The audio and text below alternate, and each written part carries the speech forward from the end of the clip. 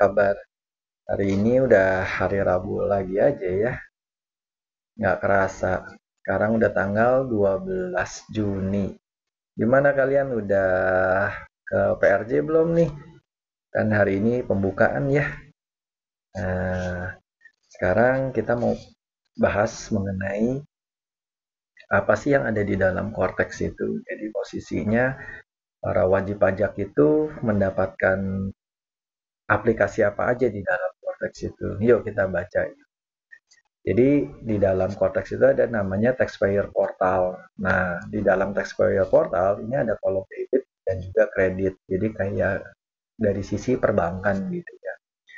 Kalau kita ngelihat dari sisi kredit berarti menggambarkan apa yang menjadi dimiliki oleh kita gitu ya. Dan juga kalau sisi debit berarti adalah apa yang menjadi kewajiban kita yang harus kita bayar ke negara. Oke, kita lihat ya beritanya. Kolom debit dan kredit akan ditampilkan dalam portal wajib pajak ketika CTHS diimplementasikan. Dijen Pajak mengatakan fitur buku besar dalam portal wajib pajak akan memuat riwayat transaksi hak dan kewajiban perpajakan dalam bentuk entry debit dan kredit. Kolom debit dan kredit pada menu accounting portal atau balance sheet di taxpayer portal.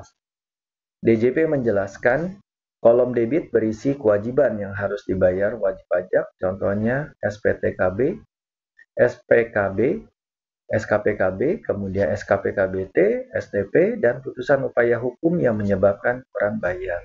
Intinya adalah kalau debit, ya kita harus bayar ke negara. Kemudian ada kolom kredit terkait dengan hak yang dimiliki atau telah dilakukan oleh wajib pajak. Contoh pembayaran atas SPT kurang bayar, pembayaran deposit. Nah, ini ada pembayaran deposit, nanti akan dibahas ya. Terus kemudian ada SPT lebih bayar, terus ada SKP LB. Jadi kalau kolom kredit itu apa yang bisa kita ambil gitu ya. Artinya ketika lebih bayar kan kalau restitusi berarti posisinya ya udah kita bisa miliki kembali uang yang dari restitusi itu. Kemudian masih terkait dengan kolom kredit ada SKP PKP yaitu surat keputusan pengembalian kelebihan pajak, surat keputusan pengembalian pemberian imbalan bunga, SKPIB, serta putusan upaya hukum yang menyebabkan lebih bayar. Seperti diketahui, DJP akan menyediakan akun deposit pajak. Nah, ini lucu nih, kita punya akun deposit pajak. Menurut DJP, akun tersebut akan menampung setoran wajib pajak. Setoran itu dapat digunakan untuk melakukan pembayaran atas tagihan atau pajak kurang bayar yang sudah ada maupun yang timbul kemudian. Penambahan saldo pada akun deposit pajak tidak hanya dilakukan melalui setoran langsung, tetapi juga melalui proses pengembalian atas kelebihan pembayaran pajak. Jadi, semuanya dimasukin ke dalam akun deposit itu. Nanti sepertinya ketika kita mau cairkan, nanti baru akan dicairkan di dalam akun deposit itu. Jadi semuanya masuk ke akun deposit itu. Mungkin nanti ada pilihan ya, mau langsung ditransfer ke bank ketika kita restitusinya berhasil, atau kita akan masukkan ke akun deposit. Nah, penambahan saldo akun deposit juga bukan cuma berasal dari restitusi, tetapi juga kita bayarkan ke bank persepsi, ke akun deposit kita, itu juga bisa. Diberitakan sebelumnya, penerapan CTS direncanakan pada akhir 2024. Saat ini, Cortex masuk ke fase pengujian melalui kegiatan System Integration Testing dan Functional Verification Testing. Jadi kalau SIT itu yang untuk menyeluruh, sedangkan FIT itu untuk yang modul-modul. Nah, ini kita akan melihat kembali apa sih yang menjadi inti daripada modul-modul di dalam Cortex ini dan apa yang sedang dilakukan oleh DJP terkait dengan Cortex ini.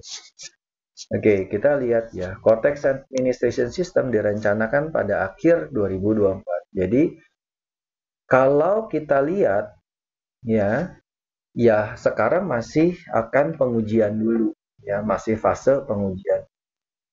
Dijen Pajak melakukan SIT dan FIT. Setelah ini selesai, akan masuk ke aktivitas berikutnya, yaitu User Acceptance Testing, dan baru nanti akan dilakukan deployment yang direncanakan di akhir tahun 2024 ini.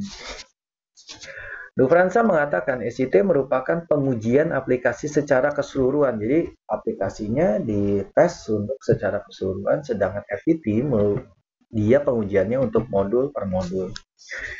Nah, kalau kita mungkin hal ini nggak terlalu concern ya, karena posisinya ini ada di DJP. Tapi kita lihat berita berikutnya ya. Nah, di sini. Jadi nanti DJP akan melakukan pelatihan pegawai ini. Jadi akan besar-besaran pelatihannya, pasti juga ada secara online dan sebagainya. DJP akan melatih para pelatih training of trainer sebanyak 924 orang. Pada bulan berikutnya mereka akan melatih 4.940 orang. Setelah itu pada September 2024 akan ada 37.000 orang yang dilatih. Jadi memang sudah terstruktur untuk pelatihan ini. Ya jelas lah ya negara yang melakukan gitu. Nah, kemudian restitusi pajak, dia ada berita restitusi pajak. Jadi restitusi pajak ini sampai hingga 30 April ini naiknya besar ya, angkanya naik 81% secara tahun. Restitusi itu paling banyak menekan realisasi penerimaan PPN dan PPNBM yang hingga April 2024 tercatat 218 triliun gitu ya. Nah, kemudian ini nih terkait dengan CTAS. Kalau tadi kan cuma berita itu ya. Nah, ini CTAS nih. EVIN nantinya nggak akan digunakan lagi. Jadi secara otomatis kalau EVIN tidak digunakan, nanti pengaturan ulangnya itu nanti secara lebih sederhana.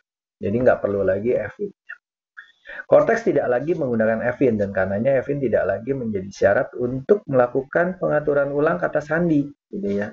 Apabila lupa password, pengguna atau wajib pajak cukup melakukan reset dengan memasukkan username dan alamat emailnya yang telah didaftarkan sebelumnya. Nah ini nih, kemudian ada data rekening wajib pajak. Jadi kayak modul-modulnya itu banyak gitu ya. Ada data rekening wajib pajak. Nah, lucu nih di sini.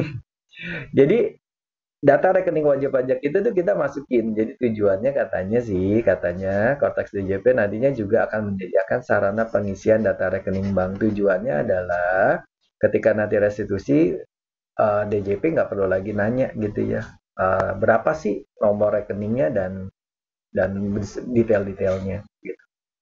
Dengan adanya data rekening ini, maka proses restitusi dapat menjadi lebih cepat karena DJP tidak perlu meminta data rekening setiap kali terjadi pengembalian kelebihan pembayaran pajak. Nah, ini yang baru nih, pembuatan kode billing. Jadi di dalam pembuatan kode billing ini, satu kode billing ini dapat mencakup beberapa untuk pajaknya gitu ya, untuk PPh, untuk PPN dan sebagainya. Nah, gini, jika sebelumnya kode billing hanya dapat dibuat untuk satu jenis pajak atau masa pajak atau ketetapan pajak, kedepannya kode billing dapat dibuat sekaligus untuk beberapa jenis pajak, masa pajak atau ketetapan pajak. Tulis DJP. Kemudian ini yang terkait dengan pembayaran pajak nih. Jadi kita punya akun deposit untuk wajib pajak gitu ya. Saat CTAS diimplementasikan, wajib pajak dapat melakukan pembayaran melalui sistem bank persepsi yang terhubung. Otoritas menjelaskan wajib pajak dapat melakukan pembayaran kurang bayar atau tagihan melalui bank persepsi yang telah terhubung dengan sistem DJP. Dengan demikian, seluruh tahapan dapat dilakukan dalam portal wajib pajak. Jadi, seperti layaknya penggunaan API gitu ya. Jadi, CTAS ini kita tuh tidak perlu gitu ya buka lagi internet banking yang lain. Nah, ini sudah ada masuk semua di dalam sini. Jadi buka CTAS ini, kemudian nanti kita bisa bayar di situ, kita bisa lapor di situ dan seterusnya gitu ya. Mulai dari tahap penyiapan SPT sampai dengan pembayaran dilakukan dalam satu halaman portal wajib pajak tanpa perlu membuka window atau tab yang baru. Jadi semuanya terintegrasi gitu, mulai dari penyiapan sampai dengan pembayaran, pelaporan, semuanya ada di situ semua.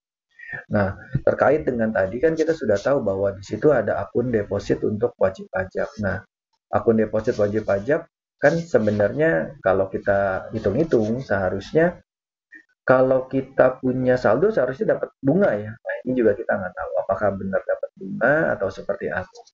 Tetapi DJP menegaskan bahwa tidak akan lakukan dengan sistem auto debit. Jadi kalaupun kita punya dana di situ, tidak serta-merta gitu ya, DJP akan melakukan pemotongan langsung ketika kita punya ada kurang bayar gitu.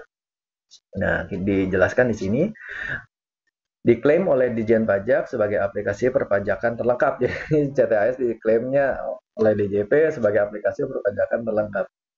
Ya lucu juga ya, dia juga yang buat gitu. Tapi oke lah. Nah, kemudian pembayaran pajak nanti bisa dilakukan melalui satu aplikasi berbasis web. Salah satu fitur yang tersedia dalam Cortex System adalah deposit dana wajib pajak. Saldo yang tersimpan nantinya bisa dipakai oleh wajib pajak untuk melunasi pajak berhutang atau kekurangan pembayaran pajak. Aplikasi ini tidak hanya berfungsi sebagai alat pembayaran pajak, tetapi juga memungkinkan para pengguna melakukan deposit untuk keperluan pembayaran pajak di masa mendatang. Kemudian, kendati ada fitur deposit, Cortex System tidak akan mengautodebit dana wajib pajak. Jadi dia akan melakukan persetujuan dulu. Berbeda dengan metode autodebit, saldo yang telah didepositkan tidak akan langsung terpotong. Aplikasi ini akan tetap meminta izin pengguna setiap kali melakukan pembayaran. Saldo atas deposit wajib pajak juga akan bertambah apabila ada pengembalian atas kelebihan pembayaran pajak. Sisa saldo ini bisa diendapkan hingga terpakai untuk pembayaran pajak pada periode selanjutnya. Jadi saldo deposit ini bisa kebawa untuk berikutnya ya, sampai nggak tahu sampai kapan tidak dihilangin sampai berapa. Tapi kalau kita lihat saldo deposit ya berarti ya seharusnya ya ini bisa digunakan untuk sampai ke depannya. Kemudian Wika menuturkan aplikasi Cortex merupakan solusi bagi wajib pajak dalam menjalankan kewajiban perpajakannya. Wajib pajak bisa melakukan pendaftaran wajib pajak, penghitungan pajak, hingga penyampaian SPT dalam satu aplikasi saja. Kalau dulu kita bikin NPWP kan kita harus menggunakan irek.pajak.go.id. Dan sekarang semua ini dijadiin satu di sini. Jadi kalau aplikasi ini benar-benar berjalan, ini akan memudahkan para wajib pajak karena wajib pajak hanya cukup buka CTAS ini dan semuanya ada di situ, modul-modulnya, fitur-fiturnya ada di situ juga. Hal ini memudahkan wajib pajak yang hingga saat ini sering mengalami kesulitan dalam memenuhi kewajiban perpajakannya. Wika berharap berlakunya Cortex System nanti bisa mendongkrak kepatuhan pajak di tanah air. Ya secara langsung pasti akan ya mendongkrak kepatuhan. Kenapa? Karena seluruh data sudah dimiliki oleh DJP. Ketika DJP memiliki seluruh data, artinya DJP bisa memaksa suatu wajib pajak itu menjadi kurang bayar. Karena posisinya DJP tahu bahwa kalian ini sudah melakukan apa saja. Karena kalau benar-benar Cortex ini berjalan, seharusnya berarti data yang dimiliki oleh si DJP ini akan menjadi big data. Jadi bukan lagi cuma ada perbankan yang sudah memang dari awal sudah terbuka ya kepada pajak, tapi bukan cuma itu doang, tetapi juga yang terkait dengan hal-hal misalnya contoh seluruh faktur pajak yang dikeluarkan atas nama wajib pajak tertentu. Nah, rasa-rasanya di situ akan muncul semua tuh. Ya, kita pembeliannya berapa, kemudian kita ada penjualan berapa, itu yang terkait dengan faktur pajak. Tapi bayangkan kalau kita semua ini menggunakan NIK ketika kita melakukan pembelian-pembelian di online, rasa-rasanya itu pun akan tercatat gitu ya. Jadi harus berhati-hati. Jadi jangan sampai hati-hati jadi jangan sampai lupa gitu. Kita ternyata ada beli A, B, C, ternyata kita tidak mencatatkan dan ini akan menjadi ya bumerang ya buat para wajib pajak. Tetapi aku pernah baca ya sebelumnya bahwa data itu pun akan dibuka oleh DJP kepada wajib pajak sehingga mempunyai kesamaan pengetahuan informasi antara wajib pajak dengan DJP-nya. Dan ketika kita punya data yang sebenarnya dan kita tidak pernah bertransaksi untuk hal tersebut, aku yakin, jamin banget, kita tinggal hubungin AR kita dan kita katakan bahwa ini tidak pernah ada transaksi atas nama kita. Tetapi balik lagi, CTAS ini tidak bisa dibiarkan begitu saja. Jadi artinya wajib pajak betul-betul harus concern dengan data-data yang ada di dalam CTAS ini. Kalau sampai kita tidak memperdulikan data yang ada dimiliki oleh DJPR di dalam CTAS ini, maka dijamin SPT-nya pasti bakalan ngaco gitu ya. Karena pasti bukan cuma badan, tetapi juga untuk wajib pajak orang pribadi juga harus lakukan ekualisasi gitu ya. Kalau memang pendapatannya ditulisnya 100, ya kita lihat di dalam CTAS ya sudah ada belum sih bahwa ternyata CTAS sudah mengatakan bahwa pendapatannya sekian. 100 juga, oh kalau memang pendapatan 100 itu 100 ya udah selesai gitu. Tetapi bayangkan kalau itu ternyata berbeda. Tetapi bukan cuma itu doang, bagaimana jika seseorang melakukan pembelian aset. Pembelian aset baik itu deposito, terus kemudian surat berharga, saham, dan sebagainya ketika kita tahu bahwa di dalam CTAS itu ada datanya, berarti posisinya apa? Ya kita harus mengakui itu semua. Ya, bukan cuma penghasilan, tetapi juga begitu juga dengan harta, begitu juga dengan kewajiban. Ya, semuanya akan muncul di situ gitu. Karena balik lagi penggunaan nik ini kan menjadi satu kesatuan ya semuanya gitu loh. Ya kita beli barang dimanapun, kadang-kadang kalau kita nggak sadar untuk kita sudah upgrade akun kita ke misalnya contoh yang plus-plus semua gitu ya, nah, semuanya kan menggunakan nick gitu. Nah artinya ya udah kalian harus hati-hati. Nah itu aja sih informasinya buat hari ini. Semoga informasi ini berguna buat kalian, terlebih lagi buat mempersiapkan kita semua terkait dengan akan berjalan konteks ini. Walaupun konteks ini baru akan berjalan di 2024 akhir, tapi menurut aku coba deh kita mulai berubah, kita mulai perbaiki sistem pembukuan di kita, harus jauh lebih rapi, harus jauh lebih baik. Ini bukan cuma untuk badan ya, tetapi juga untuk pajak-pajak orang pribadi, semua terkait gitu ya. Jadi itu aja. Oke, semoga informasi ini berguna. Jadi, kalau kalian merasa ini berguna, semoga kalian bisa melakukan subscribe biar saya terbantu. Ya, saya senang. Oke, bye-bye. Thank you.